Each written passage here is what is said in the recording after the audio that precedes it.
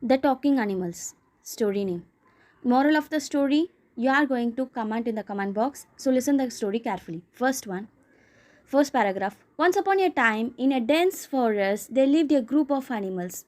One day, they all gathered around a tree where they found a magical fruit that granted the power of speech to whoever ate it. They were all excited and curious to taste the fruit and see what it would be like to talk like a humans.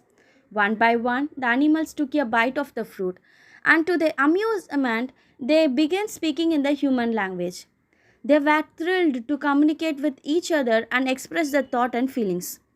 As the day passed by, the animals began to notice significant changes in their behavior.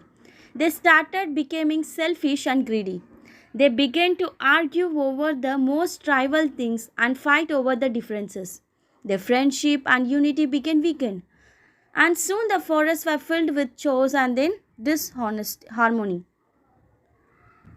One day, an old wise owl who had not tasted the magical fruit noticed the changes in the behavior of the animals.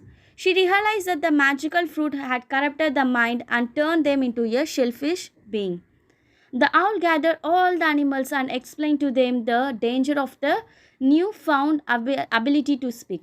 She advised them to use their gift of speech wisely and not let it to change their kind and loving nature. The animal listened to the wise owl and realized their mistake. From that day on, the animals promised to use their gift of speech to spread love, peace, and harmony.